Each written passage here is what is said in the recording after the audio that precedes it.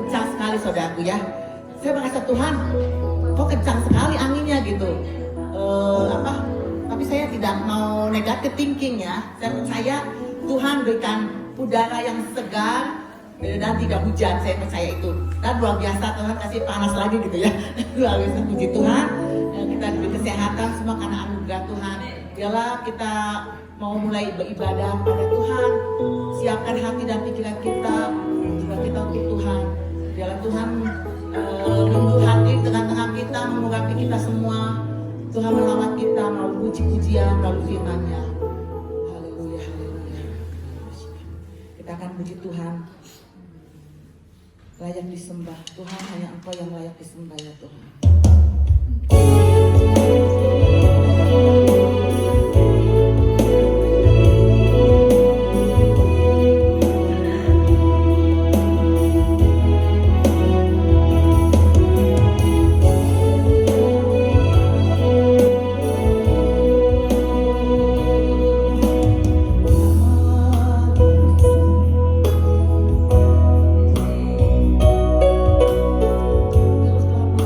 Tuhan, Tuhan, Tuhan, Tuhan,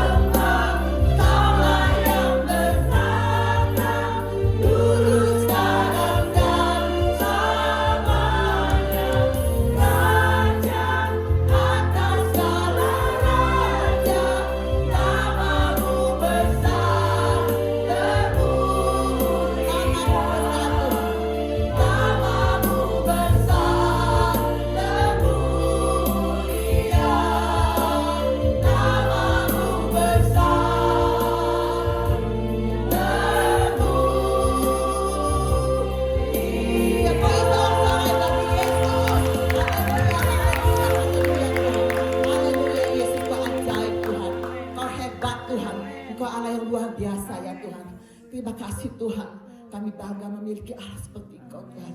Kasih-Mu luar biasa bagi kami semua Tuhan. Siapalah kami Tuhan, kami hanya debu Tuhan. Kami tidak ada artinya tanpa Engkau. Kami hanya alat-Mu Tuhan. Pakai kami semua ibu-ibu Tuhan. Kami hanya alat Engkau Tuhan. Pakai kami jadi kemuliaan bagi Engkau semua Bapa. Kami percaya Tuhan, Kau akan bangkitkan Tuhan air hidup ini Bapa. Ibu-ibu yang mengasihi Tuhan, ibu-ibu yang menjadi berkat bagi keluarganya, bagi anak suaminya ya Bapa. Terima kasih Tuhan, kami berdoa untuk saudara-saudara kami yang belum hadir Tuhan, Kau yang hantarkan ke tempat ini dengan selamat ya Bapa. Biar Roh Kudus yang ambil alih ya Tuhan, bagian dari awal sampai akhir. Tuhan, kami merindukan Engkau Tuhan. Engkau yang menjaga kami semua Tuhan. Kami tidak sama datang dengan ulang Tuhan, kami tidak akan sama Tuhan. Kami membawa api-Mu Tuhan, kami membawa kasih-Mu Tuhan. Pengharapan yang baru Tuhan ada pada kami semua. Terima kasih Tuhan, kami mau bersorak bagi Engkau Tuhan. Karena Engkau layak Tuhan disembah, Engkau layak ditinggikan Tuhan. Oh haleluya bagi Engkau Yesus. Terima kasih Tuhan, terima kasih Bapa. Terpujilah nama-Mu Tuhan. Engkau Allah yang hidup, Allah yang sempurna. Haleluya. Terima kasih Tuhan Yesus. Haleluya Yesus. Dalam nama Yesus kami berdoa syukur. Haleluya. Amin. Silakan duduk. Puji Tuhan, ada semangat untuk tetap memuji Tuhan. Amin. Kita akan bergoyang, amin. Kita akan berdangdut dengan Tuhan. Kita memuliakan Tuhan. Kita akan puji Tuhan. Dialah Raja. Bersyukurlah kepada Tuhan. Tuhan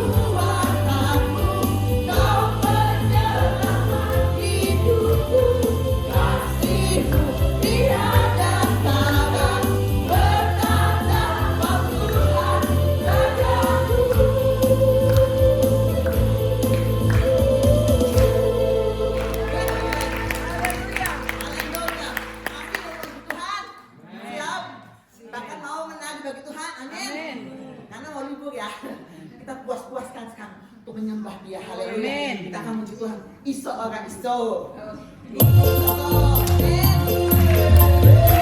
Silakan kalau masih ada depan. Oke, bagi Tuhan.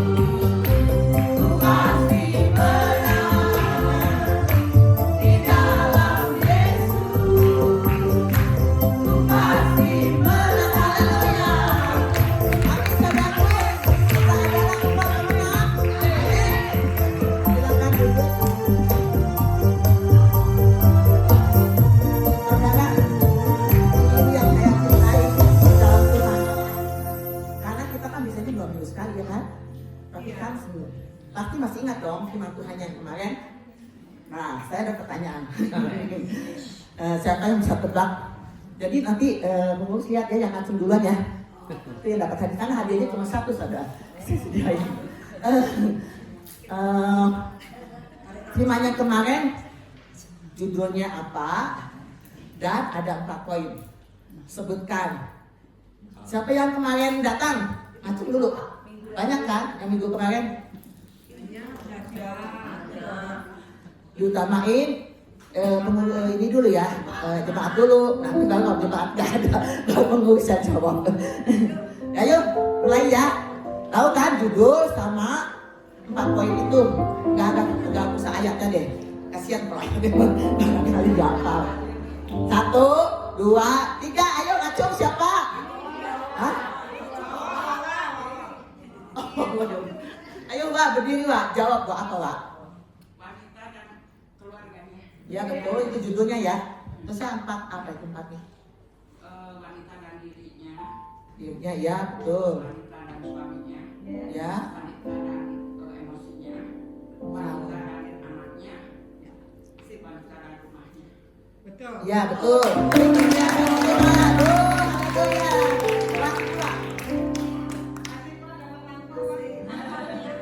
nanti diisi sama Tuhan dekat. Amin. Puji Tuhan. Saya tanya Wak, kenapa kamu bisa menjawab? Apa kamu suka catat?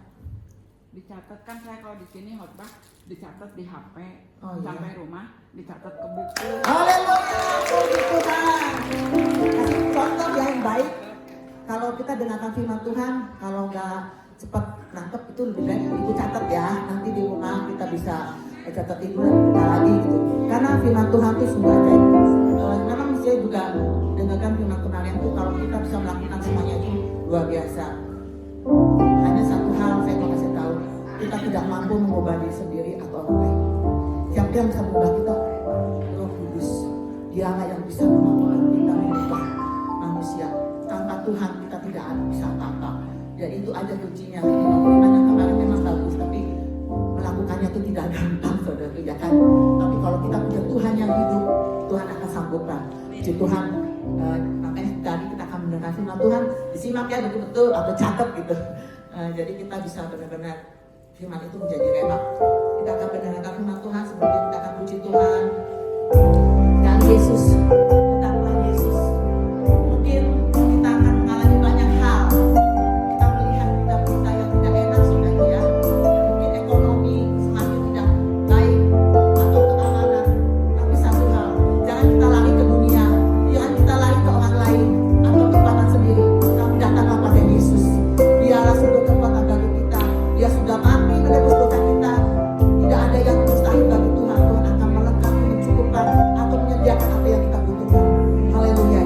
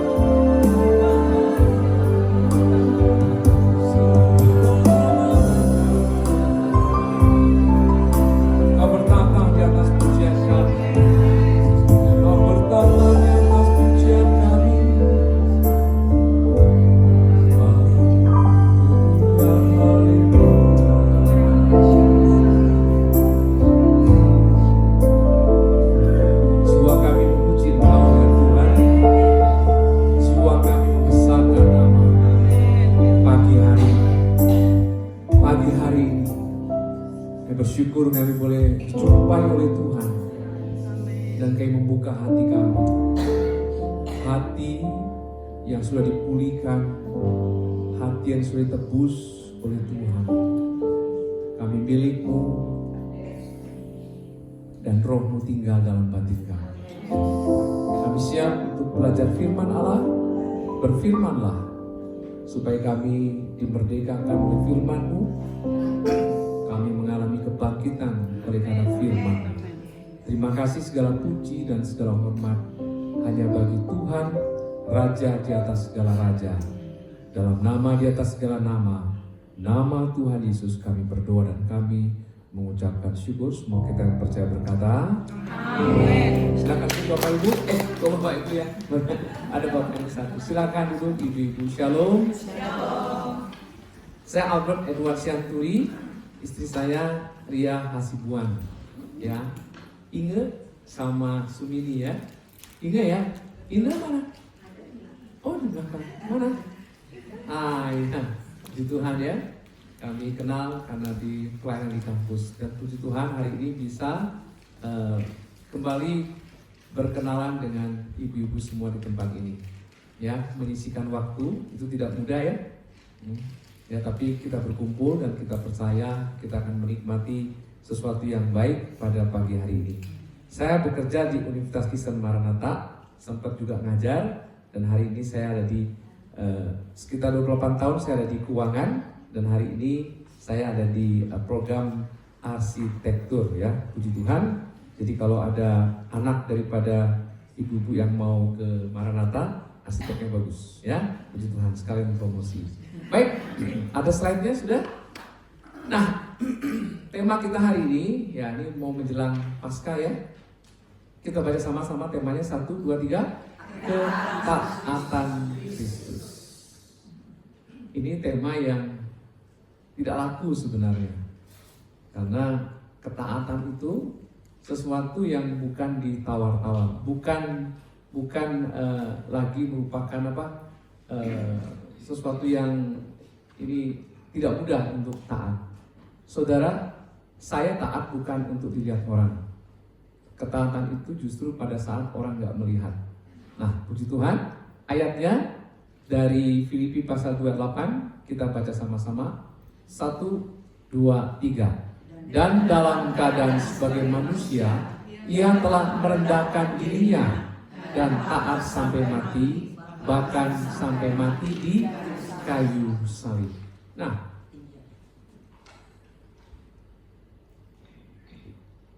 saudara, panggilan Tuhan buat kita tuh apa sih? Ya, panggilan Tuhan buat kita apa? Ini penting sekali. Pada pagi hari ini kita akan belajar bahwa panggilan itu sangat penting dalam kehidupan kita.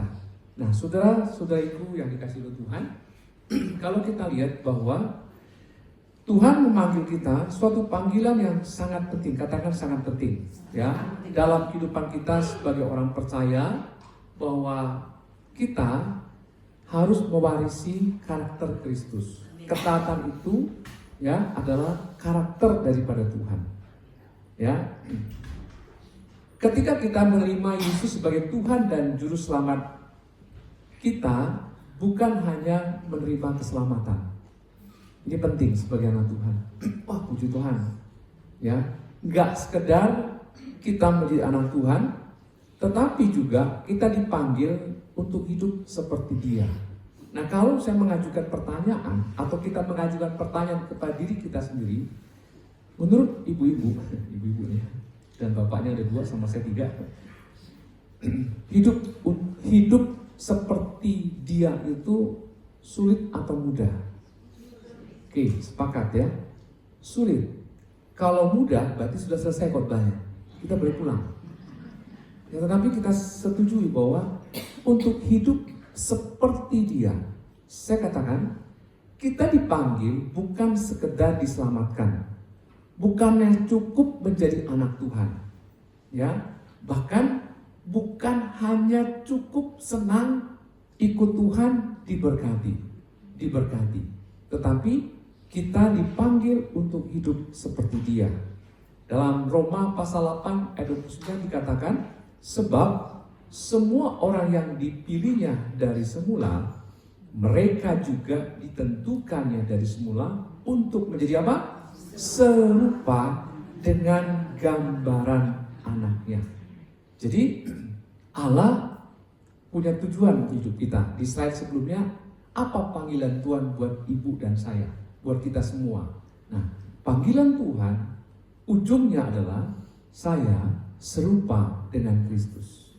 Saya memiliki karakter daripada Kristus. Dan ini sangat penting. Di luar sana, Bapak Ibu yang dikasih Tuhan, orang itu di bagian Alkitab Roma 8 dikatakan, sebab dengan sangat rindu seluruh makhluk menantikan saat anak-anak Allah dinyatakan. Dengarkan baik-baik. Sebab dengan sangat rindu seluruh makhluk menantikan. Perhatikan kata menantikan siapa? Anak-anak Allah. Siapa itu? Saudara dan saya. Dinyatakan. Dinyatakan di mana? Kalau Bapak Ibu ikut arisan, dinyatakan di kumpulan arisan. Kalau Bapak Ibu ada di RT-nya, di kelurahannya, dinyatakan di sana. Kalau kita kumpul di gereja, semua anak Tuhan, betul? Semua udah terang. Semua udah garam. Makanya ada plesetan. Kalau garam kumpul terus jadi gudang garam. Ya. Makanya tidak heran ketika anak Tuhan hanya ngumpul. Bukan, saya nggak katakan ngumpul nggak salah. Tapi terjadilah ya perselisihan dan lain sebagainya. Karena hidup kita bukan hanya ngumpul, tapi harus keluar untuk menyatakan apa? Kebenaran. Karena seluruh makhluk merindukan, menantikan saat ibu-ibu dan saya dinyatakan. Sehingga orang boleh melihat kemuliaan Tuhan. Jadi, tujuan Allah bagi kita, tadi saya katakan, kita ikut Tuhan bukan hanya jadi orang Kristen, bukan hanya diselamatkan, betul? Tetapi seperti Dia. Tapi Tuhan hidup kita mewarisi karakter daripada Dia.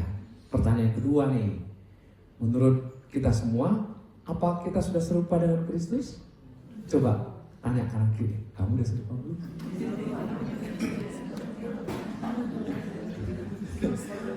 Saya mau tanya, yang paling fair menilai kita itu siapa? Orang lain. Oke. Ditambah lagi, yang paling fair, paling dekat menilai kita siapa? Siapa? Suami dong. Istri saya paling tahu karakter Albert ini. Mungkin Sumi ini sama Inge, oh keren nih Kak Albert ini, pelayanannya luar biasa. Yang tahu di rumah siapa? Istri saya. Ya, hal yang sama. Yang paling fair mengenal kita adalah pasangan kita. Yang kedua, anak-anak kita. Jangan gitu, papa ini duluan lahir daripada kamu. Nah itu udah kelihatan egoisnya. Anak kita pun bisa mengoreksi kita. Saya pernah dikoreksi anak saya karena saya, tadi ada lagu dangdut ya, ada lagu kau yang berjanji, kau yang mengingkari. Hal yang simpel, waktu itu dia masih kecil ya, SD kelas 1-2, janji renang, oke? Dia udah siap-siap untuk pergi, saya pulang kantor, lalu dengan gampang saya bilang, aduh Jos, papa capek, ya, tapi masih baca koran. Dia nangis di kamar, lalu istrinya bilang, Pak, lihat anak kita, dia luka, dia dibohongi oleh papanya, dan saya ingat di kamar, saya harus berlutut dan saya salami dia, Papa minta maaf. Paling gitu juga. Saudara, yang paling fair menilai saudara dan saya adalah pasangan kita, anak-anak kita, orang di rumah kita. Jadi sekali lagi, coba lihat kiri kanan bilang, saya udah serupa belum? Ya. Oke, berarti saudara mau belajar hari ini, Bu? Nah, belajar itu enak atau enak? Enak banget ya, namanya belajar. Jadi bukan hanya sekedar, saya tambahkan, tujuan Allah bukan hanya sekedar menjadi pengikut Kristus, tetapi juga serupa dengan Dia dalam kasih, dalam kesabaran, kelemah lembutan, kerendahan hati, dan hari ini saya fokus dalam ketaatan. Kenapa? Karena diingatkan ini masa-masa sebentar lagi Paskah. Saudara, kalau Kristus nggak taat, kita nggak selamat. Kita akan masuk ke neraka. Nah, ilustrasinya, bayangkan seorang anak yang sangat mengagumi papanya. Ya. Dia tentu tidak hanya ingin berada dekat dengan papanya, tetapi juga ingin berbicara. Betul? Ibu pasti punya anak-anak kan di rumah, ya. Jadi, ayo para istri, para ibu ingatin suami, ajak tuh jalan anakmu. Dia ingin ngobrol, dia ingin curhat. Nah, jadi saudaraku, tidak hanya ingin dekat dengan ayahnya, tapi juga ingin berbicara, ingin berjalan. Lalu dia ingin bersikap seperti papanya karena dia kagum dengan papanya. Nah, demikian pula kita sebagai anak-anak Allah. Kita dipanggil untuk mencerminkan Kristus dalam setiap aspek kehidupan kita. Ya, makanya saya cuti hari ini. Saya bilang sama istri saya, "Mah, ikut ya ke persekutuan air hidup." "Oh, oke," kata dia. "Nanti setelah ini kita cari coffee shop." Ya, saya bawa laptop untuk ngerjakan sesuatu. Nah, nanti kita berlama-lamanya berdua. Karena kami lagi di Subang karena ada project, jadi sekarang lebih banyak berdua. Kami punya anak tunggal. Nah, dengan berdua kan ingin ngobrol toh? Ngobrol ya? Ya asik ya. Nah, kenapa kami ingin ngobrol? Kami juga punya pergumulan. Karena anak kami itu sedang mendoakan seorang pasangan hidup. Nah, bagi kami kan kami harus juga berdoa. Dia keinginan seperti ini, lalu kami seperti ini. Nah, jangan sampai dia terluka karena sikap orang tuanya yang tidak bagaimana, maka kami kan ngobrol. Nah, saudaraku, begitu juga dengan Kristus. Nah, pertanyaan renungan untuk diri kita sendiri. Pertama, sejauh mana karakter Kristus, saya blok warna kuning, kita katakan sama-sama, sudah terlihat dalam hidup kita. Apa yang masih perlu kita ubah? Ibu-ibu yang dikasih Tuhan, saya punya buku 48 karakter Kristus, 48 karakter, dan arti kata karakter itu kata benda berasal dari bahasa Yunani, artinya adalah dipotong, artinya itu diserut. Waktu sekolah pernah, pasti kita pernah pakai pensil ya, nah, ada apa namanya serutan. Saya coba praktekkan, saya nggak bawa sih karena nggak tahu masih ada nggak jualnya, oke? Kita serat, betul ya? Aduh kurang tajam, nangkep maksudnya? Aduh patah, oke? Tapi kita serut lagi, oke? Sampai pensil itu layak untuk kita gunakan. Nah, jadi kalau kita harus belajar karakter Kristus yaitu ketaatan, siap-siap untuk gak enak, karena slide-nya banyak gak enak ini, ya. Slide-nya itu akan banyak tidak enak. Ya, saya katakan di awal, kita ikut Tuhan bukan hanya untuk enak. Nanti siang saya akan khotbah di satu retreat. Topiknya itu menarik. Ikut Tuhan selalu berhasil. Siapa bilang? Ikut Tuhan ada kata selalu berhasil. Jadi, wah ini harus saya koreksi ini. Ya, apa pernah Tuhan bilang ikut aku berhasil? Enggak kan? Enggak ada, sudah dikasih Tuhan. Tetapi saat kita menghadapi cobaan, dia ada di situ. Ya. Saya hari ini bersyukur, hari ini ada berdiri di tempat ini. Saya tuh baru mengalami kemenangan tuh 6 Desember 2024. Tak kalah mengalami goncangan dalam pekerjaan. Ya.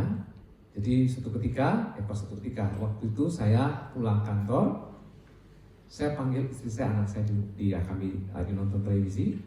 Saya bilang gini, "Ma, Abang, Papa ingin ngobrol. Saya hanya ingin didengar, ingin didukung, dan jangan marah." "Apa ini Pak?" Lalu saya ceritakan ada suatu pergumulan yang begitu berat sepanjang saya bekerja. Nah, puji Tuhan, panjang ceritanya, bukan sesi di sini. Nanti kalau kita di coffee shop kita bisa ngobrol-ngobrol. Nah, dosen-dosen yang kenal saya, "Pak, apa sih masalahnya?" "Ayo kita ngopi." Saya ceritain sampai mereka kaget. Tapi saya berkemenangan 6 Desember. Nah, saudaraku yang dikasih Tuhan, mari, apa yang masih perlu kita ubah? Yuk kita sedikit role play aja, berdua-dua. Coba satu. Menurut kamu apa yang perlu saya ubah dalam diri saya? Yuk, 1 menit saja. Yang udah kenal. Ayo. Lalu jujur ngomong. Ya, jujur ngomong. Jujur ya. Apa sih? Yo, coba. Harus jujur ya, jujur terbuka. Menurut ibu ini, menurut yang kamu lihat, kan kita kan sama-sama satu persekutuan yang bertemu toh. Apa yang kurang? Nah, ayo. Yang 1,5 menit, yang 1,5 menit.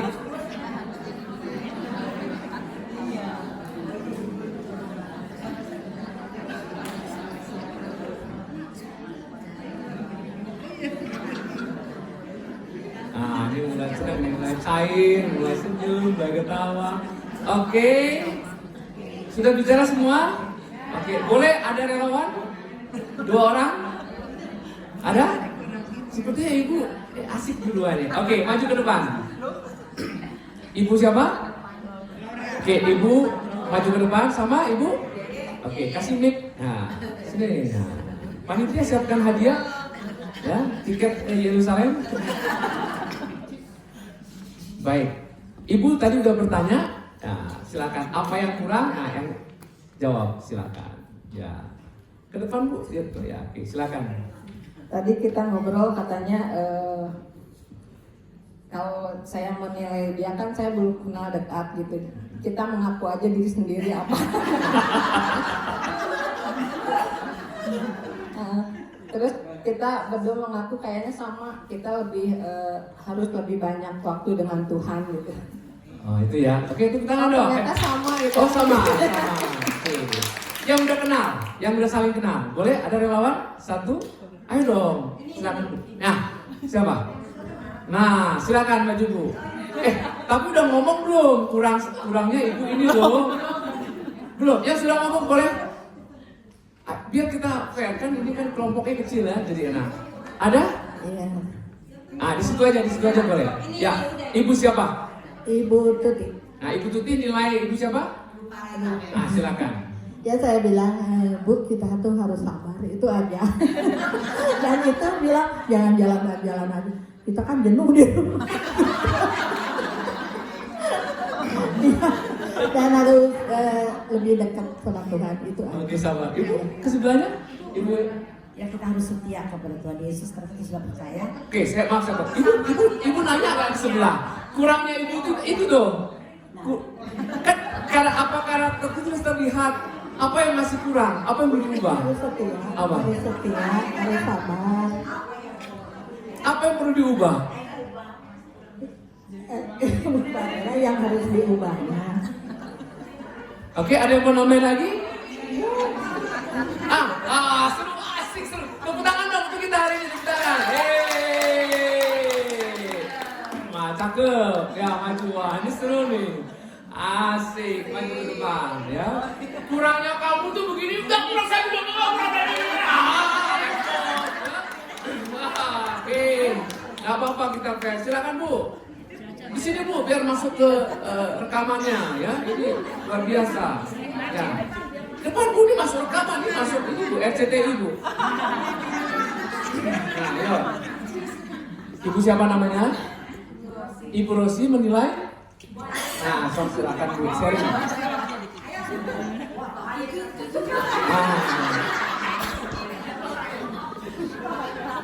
Ya. Tadi yang saya katakan Jansen apa yang saya bilang kecil. Saya mengutip dari Filipi. Nah, jemaat Filipi tantangannya apa? Ya, tantangan mereka apa? Dan ada nasihat Paulus. Saudara dikasih Tuhan, ternyata jemaat Filipi itu adalah salah satu jemaat yang paling setia. Katakan paling setia. Ya. Kesetiaan mereka mendukung pelayanan Rasul Paulus. Ya. Mereka sering mengirim bantuan bagi Paulus. Saya akan bacakan Filipi pasal yang keempat.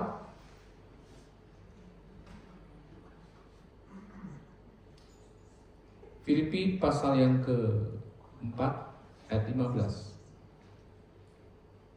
Kamu sendiri tahu juga, hai orang-orang Filipi, pada waktu aku baru mulai mengabarkan Injil, jadi Paulus baru mulai mengabarkan Injil, ketika aku berangkat dari Makedonia, Alkitab menuliskan di Filipi pasal 4, tidak ada satu jemaat pun yang mengadakan perhitungan hutang dan piutang dengan aku selain daripada kamu. Ayat 16, karena di Tesalonika pun kamu telah satu dua kali mengirimkan bantuan kepadaku.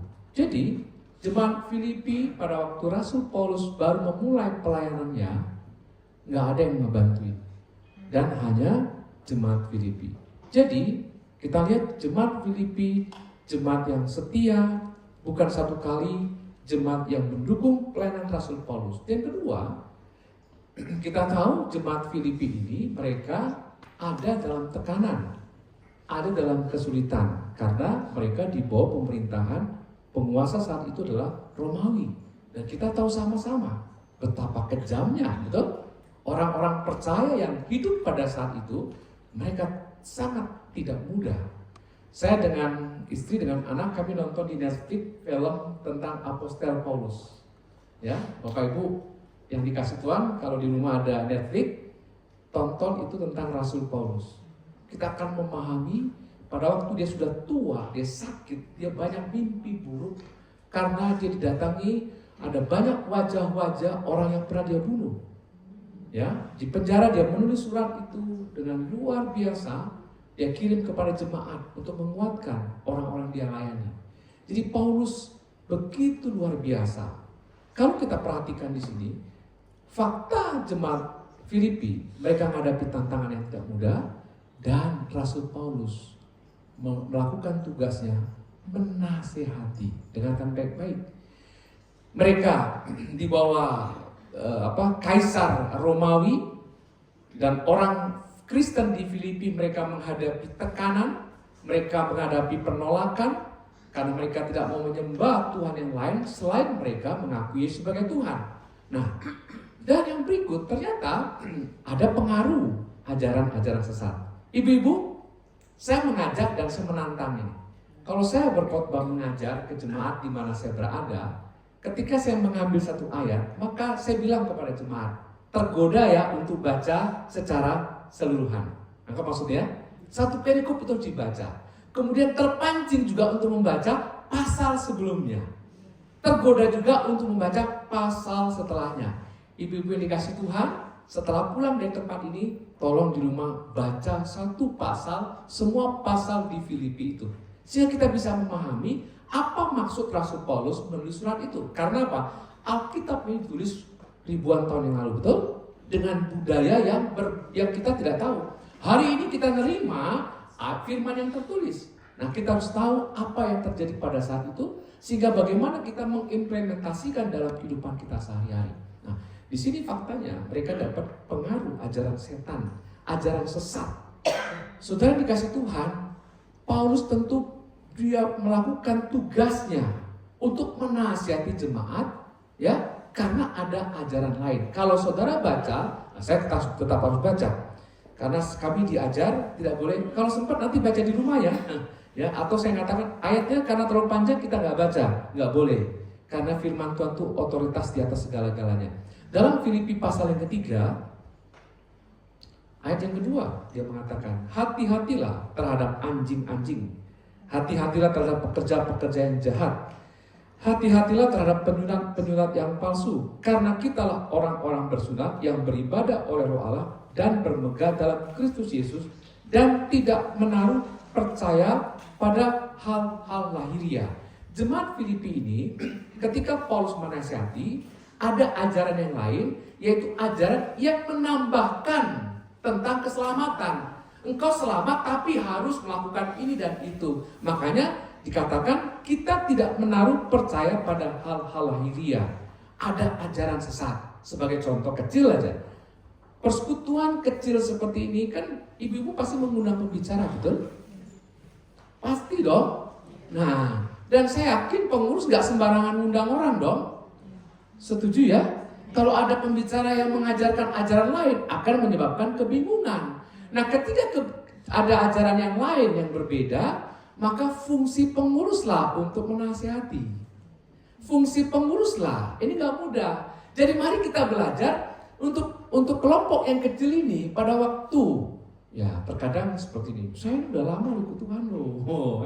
Saya udah lama loh. Udah makan asam garam ya. Makan asam bisa bahaya ya. Bisa tensi tinggi ya. Kok makan asam garam kok bangga. Lihat, udah banyak. Nah, tak kalah ada orang yang baru. Nanti kita akan lihat slide berikutnya. Kamu kan masih baru. Mulai ada kesombongan. Akhirnya tidak mau untuk dinasehati. Nah, menurut ibu-ibu semua, apa yang dilakukan oleh Rasul Paulus ini sangatlah sulit. Setuju? Menasihati orang itu tidak mudah. Saudara dengar baik-baik. Salah satu pekerjaan yang tidak mau dilakukan oleh orang lain itu adalah menasihati dan dinasihati. Betul? Aduh jangan. Semini kan pengurus. Aduh lah hidup itu udah ribet, jangan nasihatilah. Nanti juga berubah sendiri. Tidak, saudaraku. Dengar baik-baik. Tak kala ibu-ibu melihat saya salah, lalu karena ribet, hidup ini udah ribet, udah capek, udah sulit, ngapain sih dinasihati Pak Albert? Maka saudara tidak mengasihi saya. Saya tetap diizinkan ada dalam jalan yang salah. Sementara Ingu udah lihat dengan mata, dia dengar, Kak Albert ini salah loh. Tapi karena dia lebih rohani, aduh gak enak. Indonesia itu kan paling apa? Sungkan. Kita akan belajar, Yesus sungkan gak dengan kebenaran? No. Nah kemudian ada perselisihan. Sehingga Rasul Paulus harus menasihati Euodia dan Sintike, lalu dan lain sebagainya. Jadi faktanya jemaat Filipi itu setia mendukung pelayanan Paulus. Fakta berikut ada perselisihan. Ayo jujur, pernah nggak ada perselisihan di antara kita? Ingat, jangan ada dusta di antara kita. Tetapi apakah ketika ada perselisihan itu lalu kita bubar? Itu udah berapa tahun usia pelayanan ini? Oh my God, 27 tahun. Berarti setiap perselisihan yang ada bisa diselesaikan dengan paripurna. Tepuk tangan dong buat Tuhan. Tuhan ya. Nah kemudian ketika Paulus menasihati karena ada perselisihan, ya para pengurus tentu sangatlah tidak mudah melakukan bagian untuk menasihati ibu-ibu, apalagi rambut udah putih ya, udah punya cucu. Siapa lu? Siapa? Aku udah punya cucu. Saya itu dengan istri mempeakan pasangan suami istri yang udah punya cucu berapa mah? 8 ya, usia udah 67 tahun, tapi mau diajar. Kalau lagi PA, kami tuh ada 9 pasang ya, kalau PA aku rame ya, dan di situ ngomong, sini ngomong, yang itu luar biasa, karena harus otentik persekutuan itu. Dia celak suaminya, ya, kan orang Batak, dengarkan dulu. Saya sampai datang ke rumahnya masuk gang di ujung Berung. Kok ujung Berung sih? Mau ke Jelingi saya. Ya, nasihati, Amang, nasihati. Hanya gara-gara saban hari hanya lihat YouTube. Khotbah dari pagi sampai siang dengerin khotbah yang saya katakan tadi harus saya nasihati. Sementara istrinya, nah itu dikumpulin di kelompok PA, ngomong ya kita lihat aja biar. Nah, dan mudah nggak menasihati? Saya belum menikah kan, saya belum punya cucu, ini 8 cucunya, anaknya 6. Saudaraku, tidak mudah. Tapi kabar baiknya, kalau saudara dan saya anak Tuhan, lakukan tugas untuk menasihati. Tapi dimulai dari nasihati suami nasihati istri, menasihati anak juga menasihati orang tua. Baru kelompok persekutuan ini, Bu, etak mulut dijaga tuh Bu. Nggak enak. Saudaraku ya. Tapi saya senang tadi kan, tapi jangan marah ya. Itu berarti dia sudah kenal satu dengan yang lain. Ya. Karena itulah dalam Filipi pasal yang kedua ayat 1-11 kalau nanti dibaca bagaimana Paulus menekankan pentingnya hidup merendahkan diri, hidup bersatu. Ya. Karakter anak-anak Tuhan akan terlihat paling nyata, katakan paling nyata. Saat kapan? Dalam keadaan-keadaan yang penuh tantangan, kesulitan, kekecewaan, ujian dan juga saat kelimpahan. Tesnya di situ. Ya. Saat kita dalam tekanan, bagaimana respon kita? Saat kita dalam tekanan akan terlihat nyata kualitas hidup kita. Di sini saya boleh ngomong haleluya puji Tuhan, tapi saat orang lain tidak tahu, dengarkan baik-baik, dan menghadapi tekanan, kekecewaan, kesedihan, difitnah, ya, bukan difitnah dan sebagainya, dan itu tidak benar. Siapa bilang orang Sunda nggak bisa ngomong F, fitnah itu. Ya, jadi ibu-ibu yang dikasih dalam Tuhan, betapa dalam kesesakan, dalam tantangan, kesulitan, kekecewaan, dalam ujian, dalam gelombang hidup, bahkan dalam pencapaian, dalam kelimpahan, akan terlihat karakter anak-anak Tuhan itu. Ketika di dalam kelimpahan, dalam berkat, dia tetap rendah hati ya. Itu akan jadi berkat bagi orang. Dia akan tetap mengandalkan, enggak, ini bukan yang kuat gagah saya, tapi karena Tuhan. Semua karena Tuhan. Yang berkelimpahan menolong yang kekurangan. Dan itulah fungsinya ada persekutuan ini. Inilah fungsinya ibu-ibu kumpul untuk saling menguatkan satu dengan lain. Jadi bukan kayak jadi tantangan buat kita, amin. Tantangan untuk kita boleh mewarisi karakter Tuhan. Ya, kalau kita baca tokoh-tokoh Alkitab luar biasa bagaimana ibu pasti tahu. Siapa yang nggak tahu kisah Yusuf, betul? Ya, dan lain sebagainya, Daniel dan lain sebagainya. Nah, Ibrani pasal 5 ayat 8 sampai 9 kita rindu baca sama-sama. Ibrani pasal 8 ayat 9 itu. 1, 2, 3.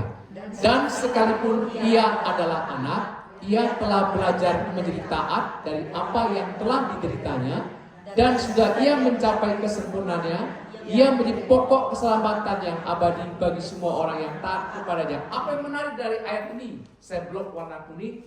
Yesus saja mau belajar menjadi taat.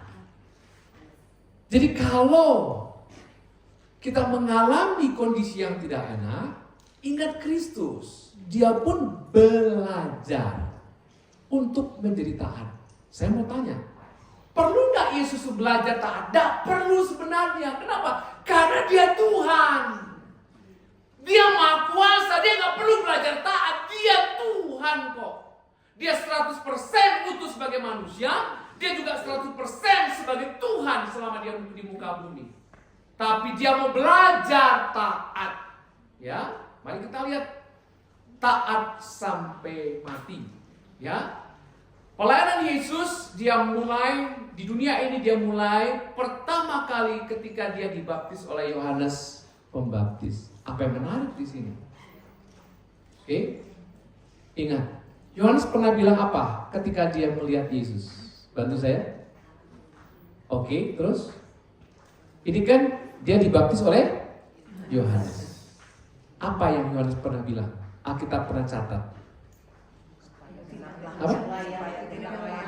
Oke, aku nggak layak untuk buka. Oke, dengarkan baik-baik. Dengarkan baik-baik posisi ini. Yesus dan Yohanes. Kita pasti akan sepakat. Yesus adalah Tuhan, betul? Yohanes adalah manusia berdosa. Yesus bukan manusia berdosa. Dan Yohanes waktu lihat Yesus, dia tahu harusnya dia yang membaptis aku. Karena aku membuka kasutnya pun aku nggak layak. Dia anak Allah, dia Tuhan. Tetapi yang luar biasa di dalam ayat yang keberapa ini? Ya, ayat 15. Lalu Yesus menjawab, katanya. Yesus menjawab kepada Yohanes, biarlah hal ini terjadi karena demikianlah sepatutnya kita menggenapkan apa? Seluruh kehendak Allah. Saya percaya ibu-ibu memahami banget ayat ini, betul? Secara jelas bahwa Yohanes itu dia orang berdosa. Yesus bukan orang berdosa. Yesus Tuhan. Yohanes waktu dia lihat Tuhan, wow. Dia tahu ini siapa. Dia tahu ini utusan dari sorga. Nah, tetapi Yesus dengan rendah hati, dia tahu siapa dia. Dia tahu dia utusan Allah, tapi dia berkata, biarlah supaya kita, perhatikan kata kita di sini. Kita, wow, artinya apa? Setiap satu dengan yang lain, kita ini bagian untuk menggenapkan rencana Allah. Mau yang lama, mau yang baru, mau dia pengurus, mau tidak pengurus, mau dia siapapun, mau dia gembala sidang, mau dia pendeta, mau dia jemaat yang baru sekalipun, maka jemaat yang baru sekalipun, dia bagian bersama dengan aku untuk menggenapi kehendak Allah. Dengarkan baik-baik, siapa kita merendahkan orang lain? Siapa kita menganggap orang lain? Siapa kita lebih rohani dari orang lain? Yesus Raja segala Raja, Tuhan segala Tuhan. Dia bilang kepada Yohanes, "Enggak, kamu harus baptis saya. Karena dengan demikianlah engkau dan saya menggenapi seluruh kehendak Allah." Betapa luar biasanya kita belajar Yesus dia taat untuk hal-hal yang sebetulnya dia nggak perlu lakukan itu. Ya, kemudian dia dicobai di padang gurun. Wah, apa enaknya? Dia mulai pelayanannya masuk ke padang gurun, betul? Sementara, aduh, saya udah 2 tahun ikut Tuhan, tapi mau nggak jadi singer, nggak jadi WL. Aduh, saya ikut Tuhan, ini pengurusnya sentimen ke saya bisa WL, saya bisa jadi, aduh, ini pengurusnya sentimen, wah, segala macam kita mulai playing victim, kita mulai mengasihani diri sendiri. Saya kok nggak dipakai, kok kayaknya pengurusnya pilih kasih, ya pilih kasih, tuh ngomong berdua pilih kasih, itu masih pilih kasih, udah tahu, suka pergi berdua tuh, pasti pergi berdua, pasti ngomongin saya nggak pernah dipakai sebagai, saya kurangnya apa, semua sudah dikasih Tuhan. Itulah kita manusia. Oh.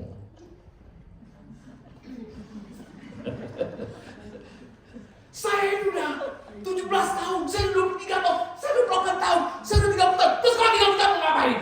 Yes. Haleluya. Saudara, mungkin topik hari ini gak enak buat Bapak Ibu, tapi enak buat kita yang mau belajar untuk dibentuk oleh Tuhan. Kenapa? Karena waktu Ibu keluar dari sini, orang kan rindu melihat ada kemuliaan Tuhan dalam hidup kita. Saudara, kalau kita ngomong keluar Yesus, Yesus, lu sama suami lu aja gak lu turuti, kena saudara, itu mau telak saudara, udah telak gitu.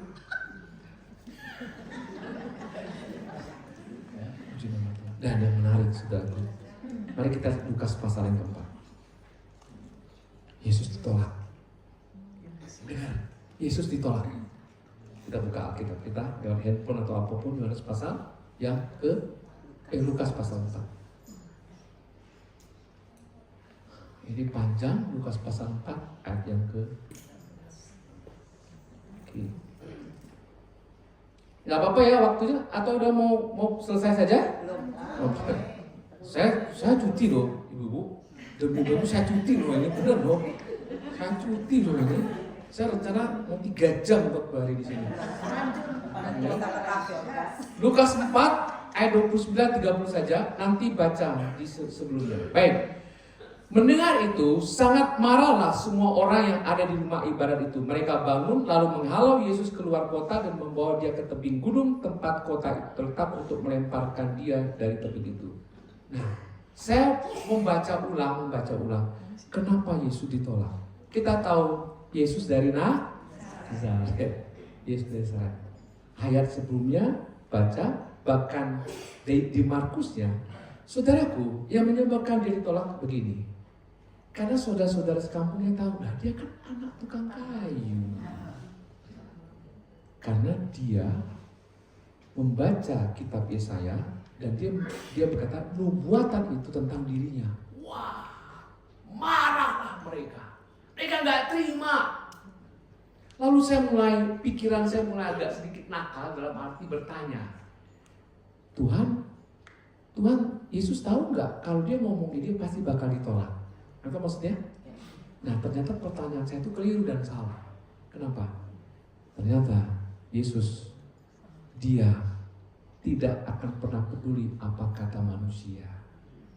Dengar baik-baik, dia lebih peduli dengan Allah Bapaknya. Sehingga dia berkata, bahwa penggenapan kitab Yesaya itu tentang diri dia. Lah, kalau dia teman sekampung, enak aja dia ngomong dia Mesias. Dan kalau kita baca, saudaraku, sebenarnya orang-orang ketika mereka di sinagoga itu, mereka tahu tentang nubuatan kitab Yesaya. Nah, kan?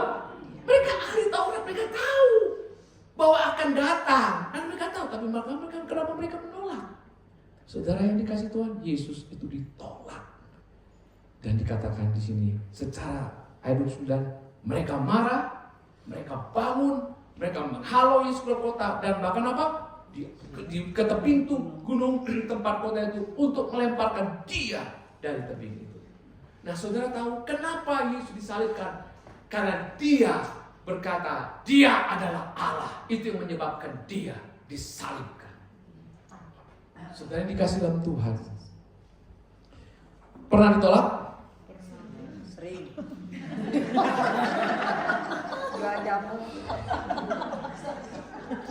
Ketika kita ditolak oleh lingkungan kita, ditolak oleh keluarga, ditolak oleh orang-orang, itu gak gampang, saudara. Yesus ditolak oleh kaumnya sendiri.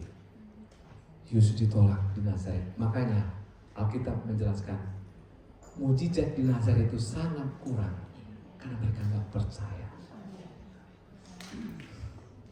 Bagaimana dengan kita? Ketika kita banyak ditolak, bukan karena kesalahan kita, ditolak karena menyatakan kebenaran, ditolak untuk mengatakan benar itu benar, salah itu salah. Tidak mudah, apalagi kita yang minoritas di kota ini, minoritas di Indonesia ini, betul?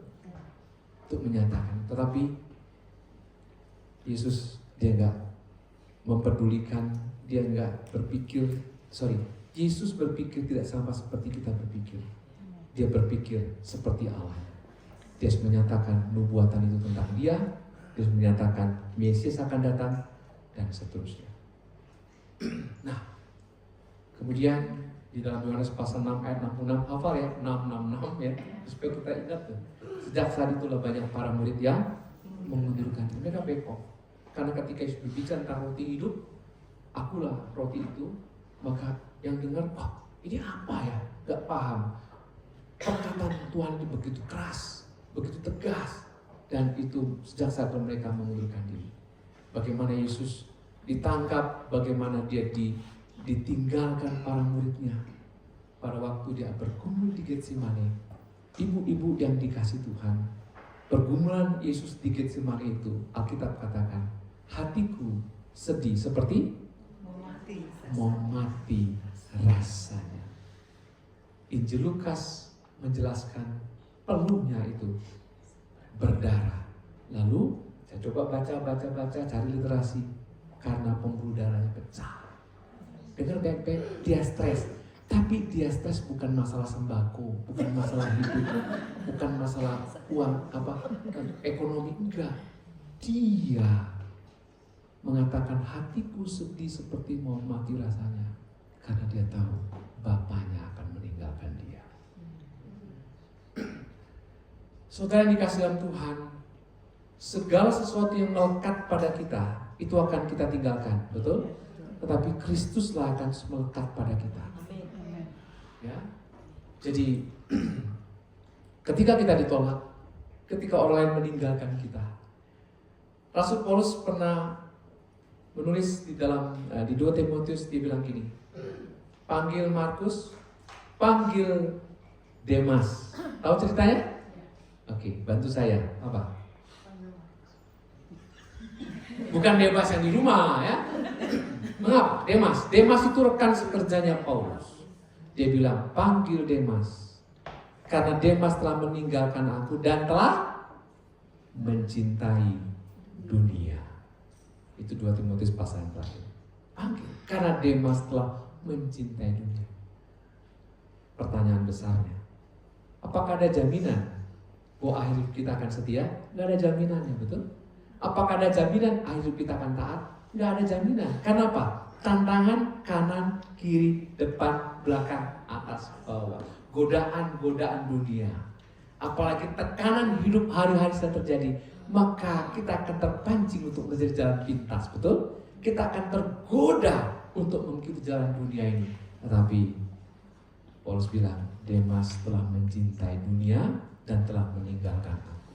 Saudaraku yang dikasihi oleh Tuhan Yesus, ibu-ibu yang dicintai oleh Tuhan dan mengasihi Tuhan, ingat, tak kalah kau ditolak, mengalami penolakan, mengalami kekecewaan, kesendirian, mungkin oleh saya sebut oleh hamba Tuhan lah, oleh siapapun, oleh pekerja Kristus lah, oleh saudara seiman lah, jangan pernah kecewa.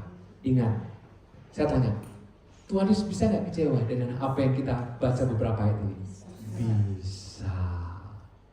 Adakah kita baca di Alkitab dia protes dengan Tuhan? Allah Bapa yang tidak. Ingat, lalui proses, jangan protes. Jalani prosesnya, jangan banyak protes dengan Tuhan. Kenapa Yesus taat? 2 slide yang terakhir. Nah, dia punya goal hidup. Pertanyaannya, kenapa kita harus taat? Karena kita bagian dari para rencana Tuhan untuk menyatakan Injil kepada orang lain. Saya berdoa supaya persekutuan ini nanti ada orang baru, amin. Dan orang barunya itu latar belakang lain, yang diinjili, yang didoakan, yang ditolong ibu-ibu, bukan untuk masuk agama Kristen, tapi karena mereka melihat terang Kristus dalam hidup kita. Rindu nggak? Doakan 2025, doanya itu diganti, Tuhan, kami rindu. Saya dengar tuh ada ibu Imas, dia baik dengan saya, tapi kenapa saya nggak berani ngomong Injil? Nah kan maksud saya takut ditolak.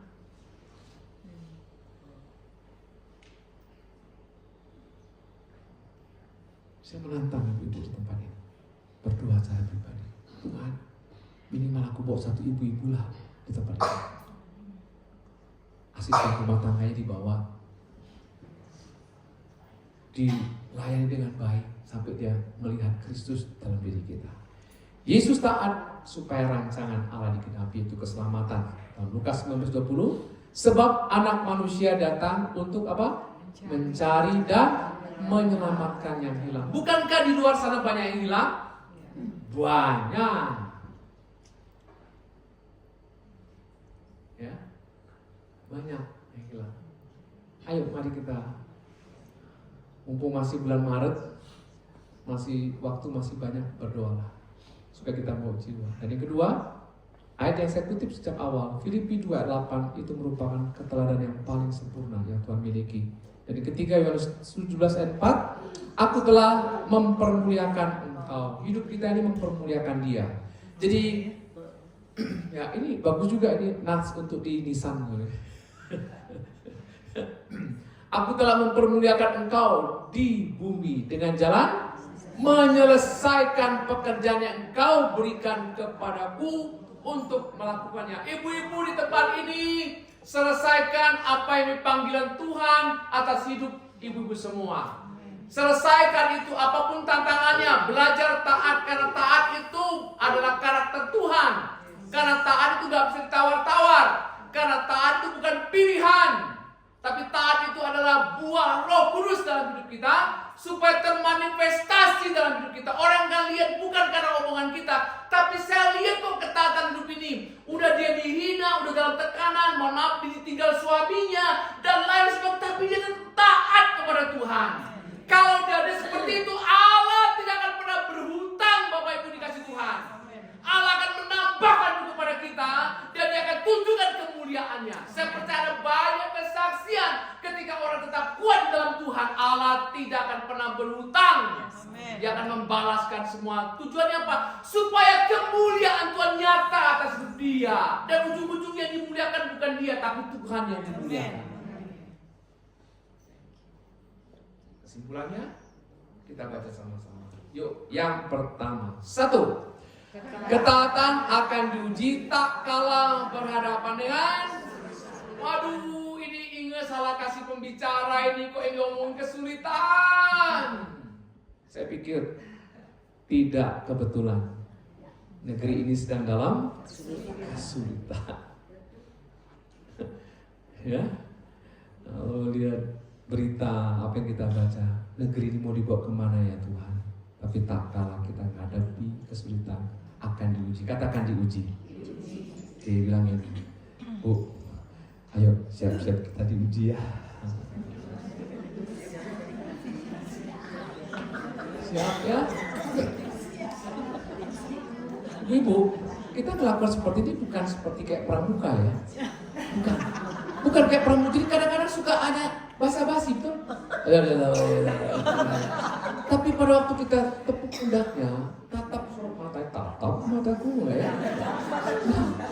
Bu, kita akan diuji tapi kuat ya, dan saya akan menjadi bagian untuk menguatkan ibu. Nah gitu. Kenapa? Saya tanya. Kita mau tahu nggak? Nggak kan? Tapi perkataan kita tuh dinubuatan loh. Pesan profetis loh. Dia nggak tahu waktu dia, aduh, yang diomongin kok tepat banget ya. Makasih Tuhan. Sehingga kita datang tidak sia-sia. Jadi kalau ke gereja, saya biasakan, halo apa luar biasa. Minggu lalu doanya udah dijawab belum?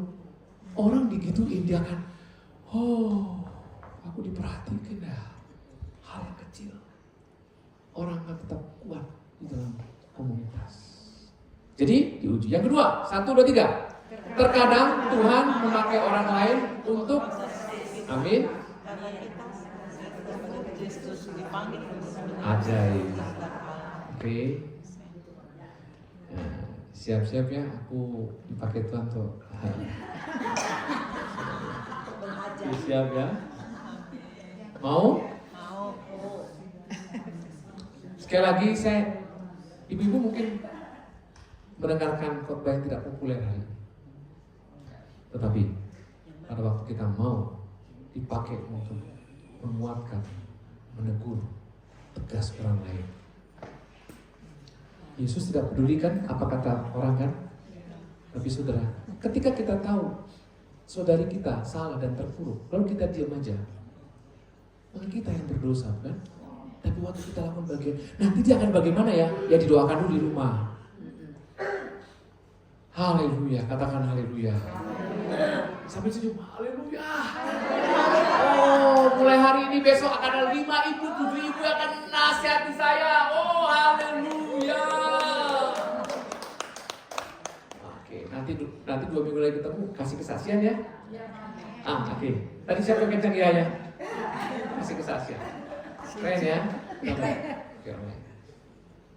Ya, oke, orang lain. Yang ketiga, 1, 3. Ketaatan.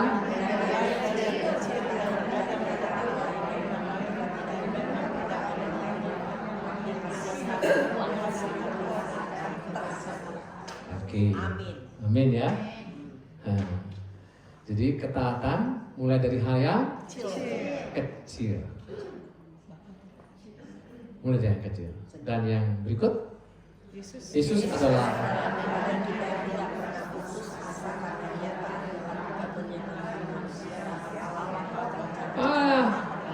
sip. Saudara, media sosial menuntut orang untuk menyenangkan orang lain, betul? Kita tiap hari lihat media sosial dan waduh, kan yang di media sosial, saudara, dunia ini menuntut orang itu bahagia, tapi kepalsuan. Dunia ini menuntut untuk membuat orang itu bahagia, dia buat segala cara. Tetapi Kristus mengajarkan hal yang berbeda. Ikut lagu, pikul salib, sangkal diri. Kita ini adalah orang yang berbeda, katakan berbeda. Ya, berbeda karena ajaran yang Tuhan ajarkan kepada kita.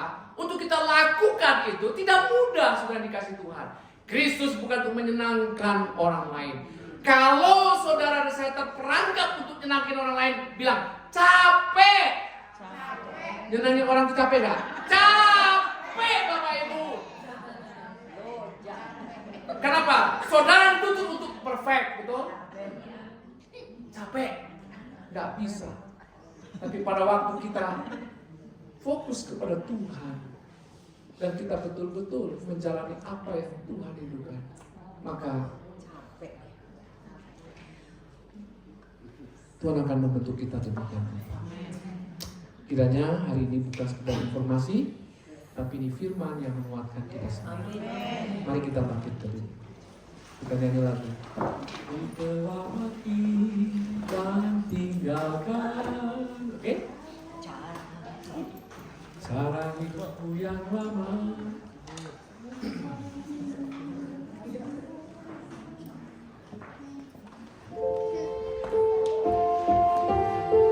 Ya Allah, terima kasih untuk pagi hari ini. Hati kami berkobar-kobar karena firman-Mu. Hati kami bersyukur karena Roh-Mu mengobarkan kami untuk kami mentaati Tuhan, untuk kami cinta kepada Tuhan. Haleluya. Oh,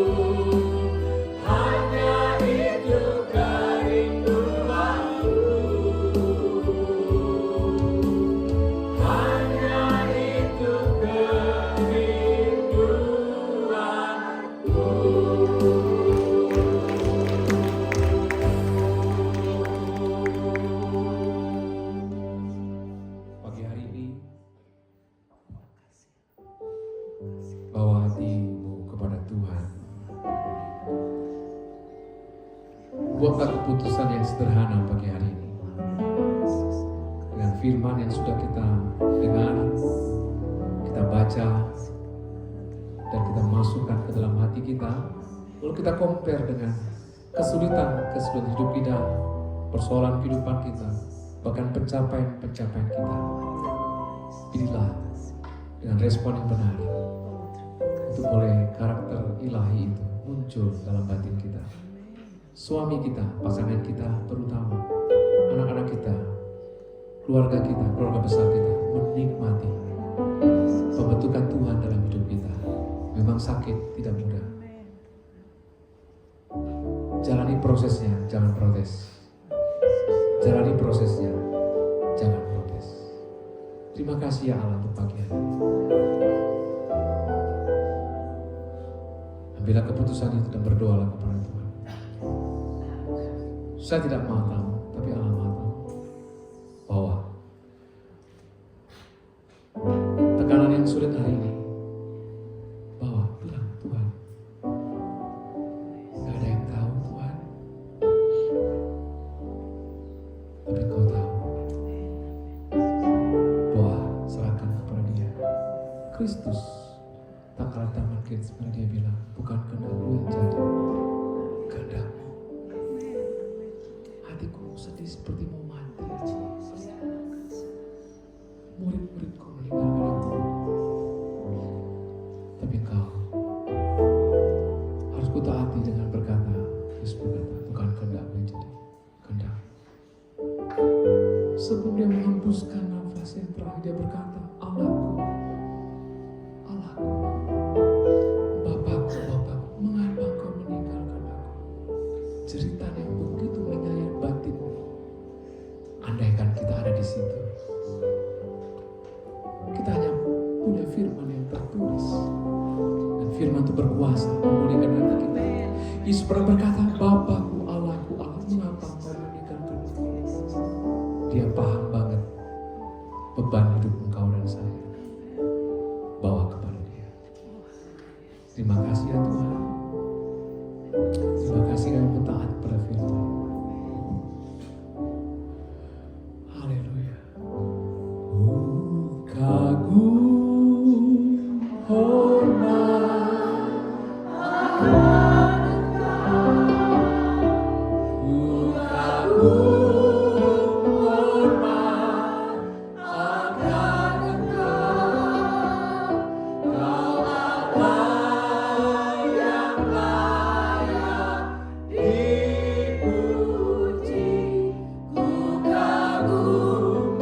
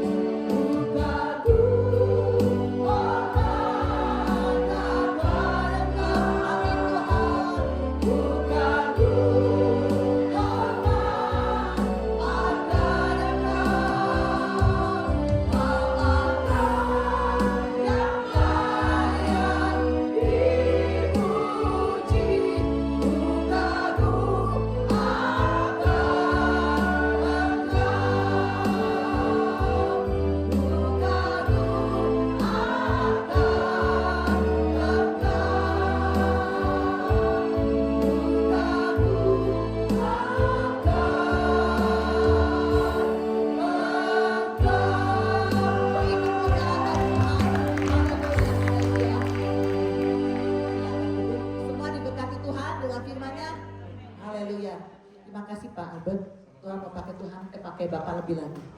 Haleluya, kita akan berikan persembahan. Saya minta dulu sih berdoa. Mari Bapak Ibu kita berdoa. Bapa dalam surga, terima kasih kalau kami pada pagi ini sudah mendengarkan firman yang begitu luar biasa Tuhan. Biarlah apa yang sudah disampaikan kami ingin belajar taat Tuhan. Mampukan kami supaya kami dapat taat akan firman-Mu Tuhan, taat akan perintah-Mu Tuhan. Kami rindu Tuhan, hidup kami boleh selalu menyenangkan Engkau Tuhan. Biarlah melalui hidup kami banyak jiwa-jiwa baru datang kepada Engkau Tuhan. Hidup kami boleh menjadi berkat, menjadi terang, menjadi saksi. Biarlah kami juga boleh mengalami perubahan-perubahan di dalam hidup kami Tuhan. Mampukan kami Tuhan untuk dapat berubah di dalam sesuatu yang kurang baik dan tidak baik Tuhan. Bapa, terima kasih Yesus. Biarlah Tuhan kami senantiasa Tuhan hidup selalu orang melekat dengan Engkau Tuhan, dan jadilah pada kami seperti yang Kau ingin Tuhan. Bapa, sebentar kami akan memberikan persembahan Tuhan. Biarlah Kau berkati tangan-tangan yang akan memberi Tuhan. Biarlah persembahan ini boleh menjadi berkat bagi persekutuan kami dan pelayanan kami Tuhan di persekutuan kami ini. Dengan hanya di dalam nama-Mu Tuhan kami serahkan doa ini. Haleluya. Amin. Puji Tuhan. Kita kembalikan segala puji syukur kepada Tuhan. Yang sudah memberi berdiri ya. Kita akan bergoyang pada Tuhan. Haleluya.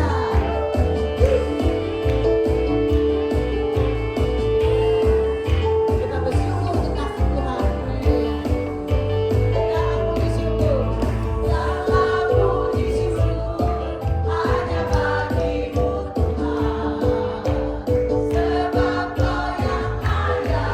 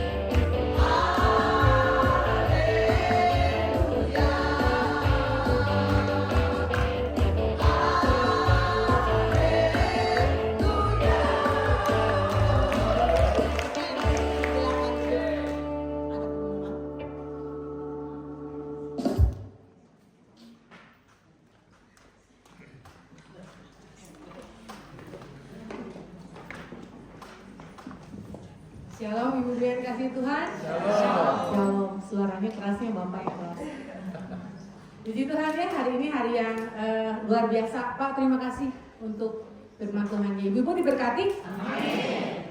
Aminnya nggak keras. Ibu diberkati? Amin. Saya sangat-sangat diberkati loh. Amin. Turunan firman Tuhan ya Pak. Saya Murtadin Pak. Siapa Murtadin di sini? Ayo kita semakin taat dan setia sama Tuhan ya. Saya diberkati Pak semua ya. Kita ikut Tuhan harus benar-benar taat ya. Jalan Paskah ini saya benar-benar rasakan hadirat Tuhan. Tuhan jamah saya tadi di belakang luar biasa ya. Mari kita semakin taat, semakin setia sama Tuhan ya. Apapun yang kita jalani, apapun yang Tuhan izinkan terjadi, Tuhan kasih kita kekuatan. Amin ya Ibu ya. Kita akan libur Lebaran ya, tanggal 28. Kita akan bertemu lagi di tanggal 10 April. 10 April kita ada doa bersama ya, di lantai 3. Ibu-ibu diundang untuk hadir yang punya pergumulan, tidak punya pergumulan pun yang namanya setia harus tetap beraya Pak ya. Ada masalah, tidak ada masalah harus tetap datang sama Tuhan ya. Amin. Tanggal 11 kita akan beribadah kembali, tanggal 11 April ya. Udah masuk di April lagi kita ya, bulan depan. Kita akan dilayani oleh Dr. Maria. Kemarin Ibu Maria tidak jadi hadir melayani kita, jadinya tanggal 11 ya. Tanggal 11 April kita akan dilayani oleh Dr. Maria.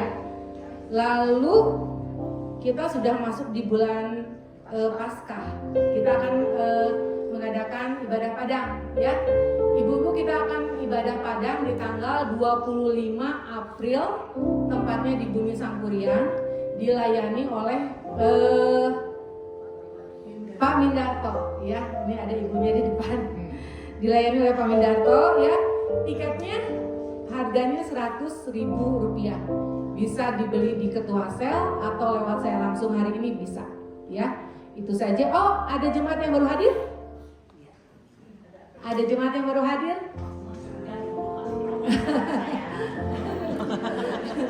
Puji Tuhan ya, jemaat-jemaat yang setia.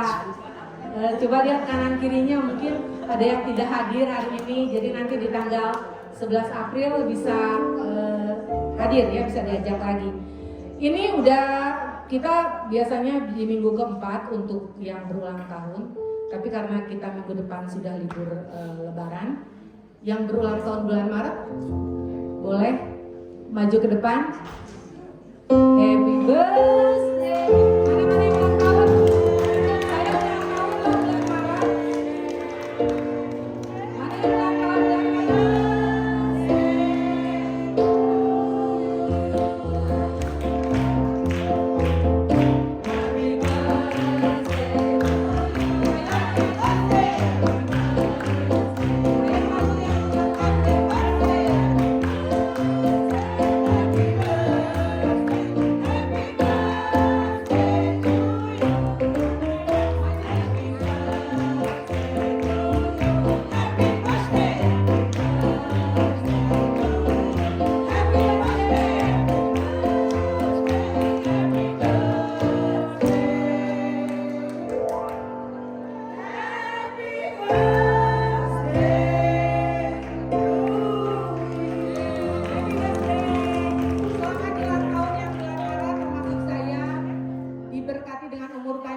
Kesehatan, semakin setia dan taat sama Tuhan. Amin. Terima kasih. Ya kita ngomong dulu dong.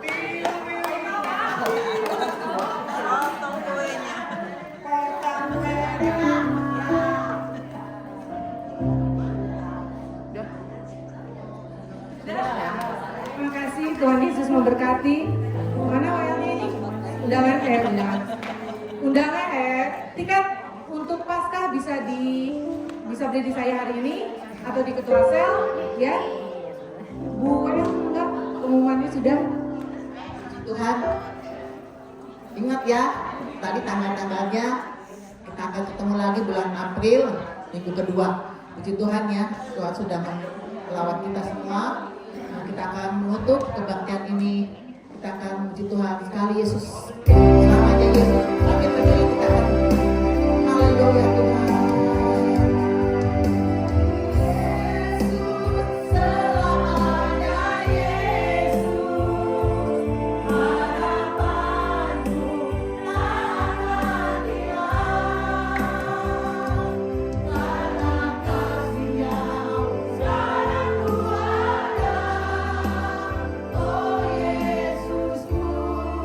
Ku cinta kau.